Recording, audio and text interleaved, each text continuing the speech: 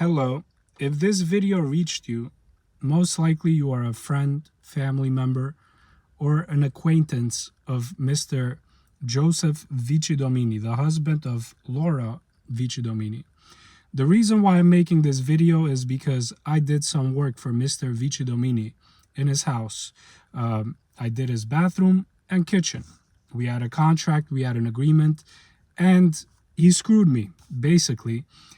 He cheated me, he scammed me, and he pulled a lot of tricks, a lot of dirty tricks. And on top of that, he was just very mean. He made me feel very little. As a matter of fact, after this experience, I was so demoralized that I didn't work for another 3 months. So it had a big effect on me. And unfortunately, it's very personal. And I'm going to show my side and make sure that all his friends, family members know exactly what kind of person he is and how he tries to take advantage of people. And he has no shame. He has no shame. He's a man with no shame, no integrity. I don't understand that not everyone in this world is the same.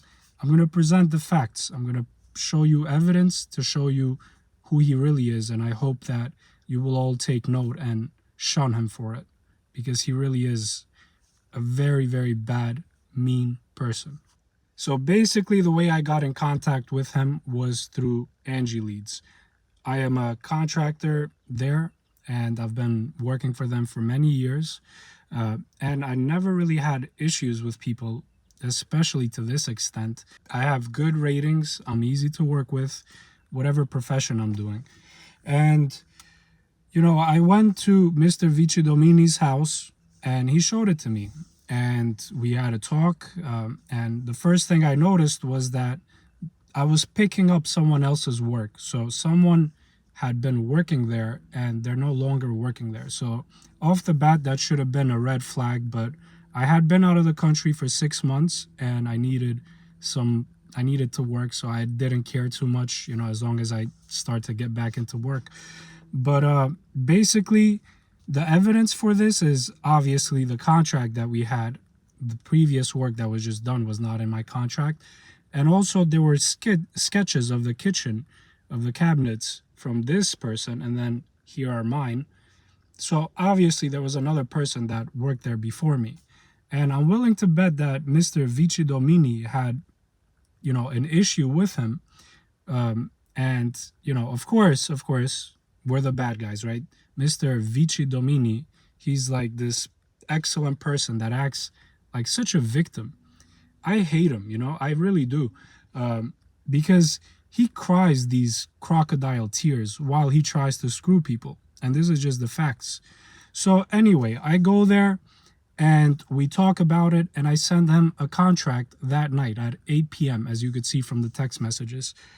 And that's plenty of time to look it over. So most people probably sleep around 11 to 12 o'clock. It was a 1-page contract. But what does he do? He doesn't look it over. And he tells me to bring it in the next day. And I'm thinking, okay, so I'm bringing all my tools to this person. And this was sort of rushed because I had only been there the day before and I'm starting work the next day. So it was definitely rushed, which he later tried to say like I was the one who was trying to get in there. But that's very inconvenient to gather all your tools and prep everything the day before to go into work. But anyway, regardless, I went to work the next day. I brought in all my tools, and all of a sudden, Mr. Vicidomini wanted to change the contract. He wanted me to add more things to the contract, as you could see in this text message. And notice that, the wording that he's using, he's trying to say everything included. So this way, along the way, he could just keep adding things on and being as bossy as he wants and, telling me to do whatever he thinks of in the future. So he's trying to cover all his bases. Keep in mind that this contract was for $10,200 for the kitchen and the bathroom, right? Kitchen and bathroom, $10,200, including me paying my workers and the plumber. So think about how much he's really paying. He's not paying anything, and he just keeps adding things on. If you notice, it clearly says that he's going to do the door. But then later, look at this, I actually ended up having to do the door. So now, if I did the door, did I do it out of the kindness of my heart? No, I don't. You know, if you're working and you're doing work for people, then obviously, you know, the work that's done needs to be paid for. If you add extra things, you should have to pay for it. But not only did he not pay for it, but he was giving me a very hard time. He's saying this didn't line up perfectly, that and this. And I told him, you know, it's going to be repaired. The door was level, everything was fine. There was no obstructions when it opened and closed. So, you know, he was just a very difficult person throughout this whole thing for work that he didn't even pay for, that he forced me to do. So off the bat, you know, I've provided evidence right away that there's some foul play going on here and he's trying to take advantage. He most likely had it planned out in his mind that, you know, I'm going to get him to sort of agree to everything and then just keep adding things on. So he really is not such an innocent victim. He really is like a very mean person. And for someone who has money, he has a good amount of money. He has a food business where he sells macaroni. I don't know. He has multiple properties. So why is he trying to take advantage of a 27-year-old kid? I was 27. This was 2 years ago. And like have no mercy, no sympathy, just like very, very mean. He's been nothing but mean to me. Even though if you look at the text, I was very polite. I treat everybody with respect. Next piece of evidence that I want to provide is that he made us change the whole shower system. If you look at the photo, the original photo, he had the 3-knob system, which is the old one, where you have the hot water, the cold water, and the one where you control the flow of the water. And you could see on top, everything is brand new in this photo. And in the contract, it says that I was only supposed to change the exterior, the knobs, put a new one, but not to change the actual plumbing on the inside. That's an expensive job. And the plumbers did it for me only because they're my friends and they felt bad for me, but they didn't get paid for that. And I didn't pay them for that because there was only so much money to be made. So obviously Joe takes advantage of people. He's just a bad person. He's not this victim where he claims like he's a victim and I'm the bad Albanian guy who I'm taking advantage of him. No, he's just a piece of, I'm not going to say it. A few more evidence-based things worth mentioning. So I also had to do the kitchen, and as I was putting up the sheetrock, he wanted to change the electrical outlets where they were. Now, in the contract, there was no any sort of mention of me doing any electrical work. So Joe said he would do it, but he never actually did it. So even by the time we left, he still hadn't done it. And as you could see, the kitchen is half done because he delayed me. The next thing we're going to talk about is payments, because Joe, Greasy Joe, doesn't like to pay. So I started the job and he didn't give me my first payment until 2 or 3 days later. Anyone who's a contractor knows that that's a red flag. He never really had any intention to pay me because he is a macaroni greasy salesman. He's nothing. You're nothing, Joe. You're low IQ. As a matter of fact, let's compare IQs, and if you score higher than me, I will remove this video. But you're a low IQ, miserable man. Anyway, so he didn't pay me. And typically, a portion of the payment is made halfway through the job. And I was way past halfway through the job. I only had like about 1 or 2 days left maximum. But he didn't pay me. And even when he did pay me, he gave me a second check for $2,500. The first one was $2,500, and then he gave me a second one. He went and he canceled it. He went and he canceled it because Joe is a species similar to ones that, you know, they say, woof, woof. That's what Joe is. Joe was desperate to find anything wrong with my work so he didn't have to pay. He came up with ridiculous things, but there was one actual issue. So the tub was installed, unfortunately, a little bit sloped, but it was sloped towards the drain. So it's not really a functional issue. As far as functionality, everything was flawless. However, the issue was that I started tiling at the higher spot. I assumed that the tub was level, and unfortunately it wasn't. And this created a little gap in the bottom. Now, this is not a gap that would stand, obviously.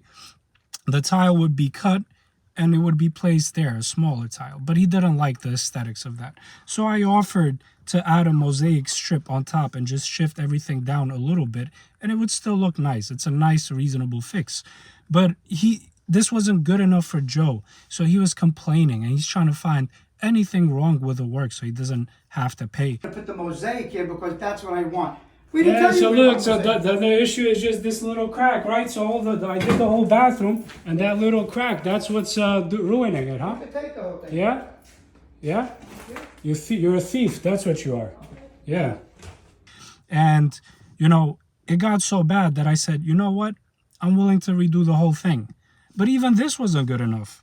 And Joe called the police on me to have me escorted out into the rain, you know, bringing all my materials in the rain. I asked you, is that a threat? He kept telling me, don't worry, you're going to give me my money. You're going to give me my money. Yeah, because he said he's going to go to court. No, he didn't say that. So what did he say exactly? Were you Sir, we were right here. Let's not get into it, okay? We know. I felt very low at that point, but Joe doesn't care because I'm an Albanian. And when I told him that I was an Albanian, he told me that he has some black friends, right? He has some black friends. You know, what that has to do with me, I don't know, but I don't think it's a positive thing that Joe thinks about black people or Albanians, and maybe he considers us somewhat the same.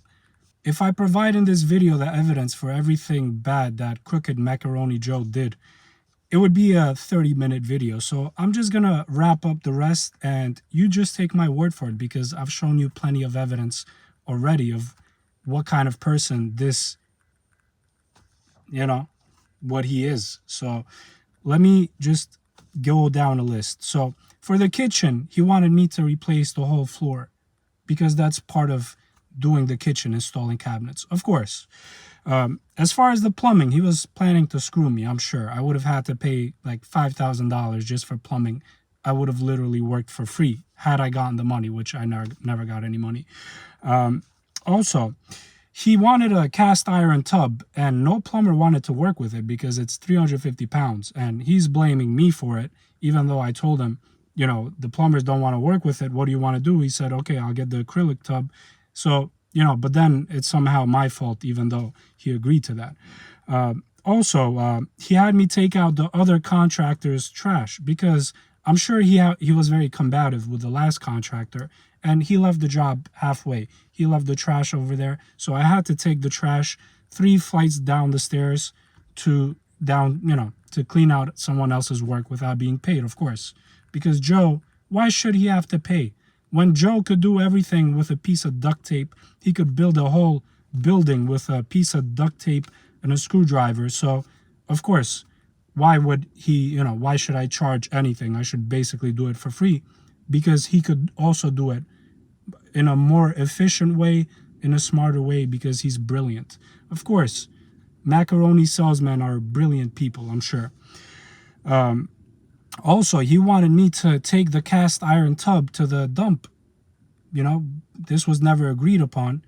And this thing has very sharp edges because it had to be broken. So, damage my vehicle because Joe feels like it, right? Besides the personal insults, there's just a long list and things that I haven't even mentioned here where he made my life miserable during this job. Joe truly is a bald-headed, greasy person. And he even went so far to try to intimidate me by telling me he has 2 sons who are very buff, which I don't believe because Joe is about 5 feet tall. So unless his wife had offspring with another man, I'm willing to bet that his son Anthony and any other sons that he may have are weak.